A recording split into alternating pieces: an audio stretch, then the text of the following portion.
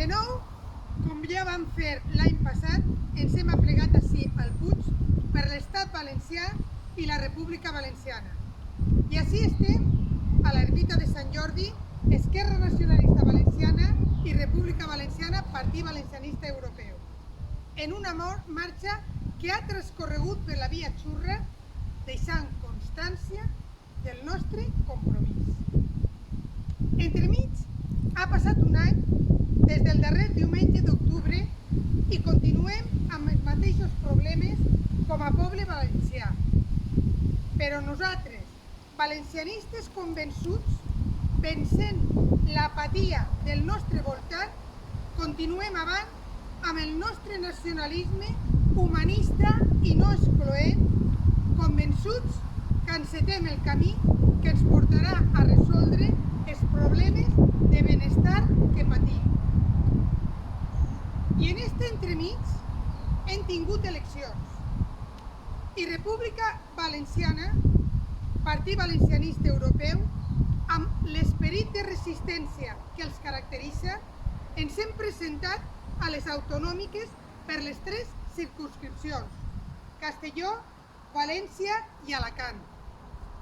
La resolució i l'aprenentatge de les tramitacions per a presentar-nos a les eleccions autonòmiques ens va portar a fer-ho a les generals, en una coalició que vam anomenar de l'Estat Valencià del Benestar, candidatura conjunta de República Valenciana, Partit Valencianista Europeu i Via Mediterrània.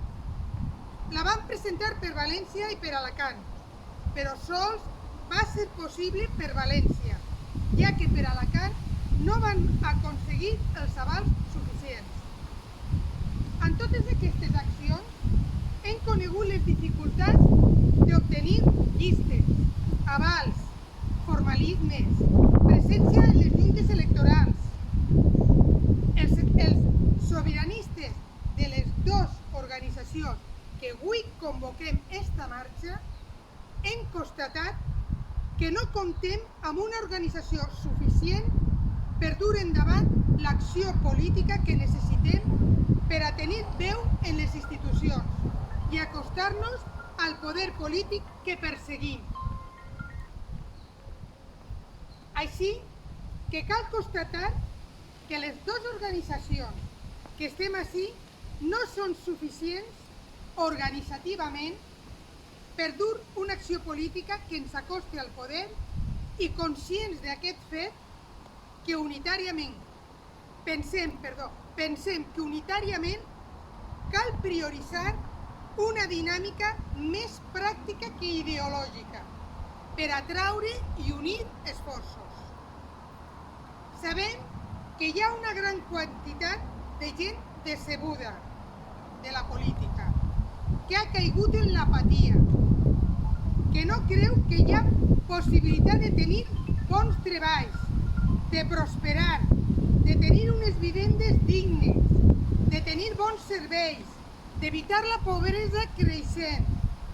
Nosaltres li oferim treballar al nostre costat per a que el més important siga el benestar de tot el poble valencià. Visca l'Estat valencià, visca la República Valenciana!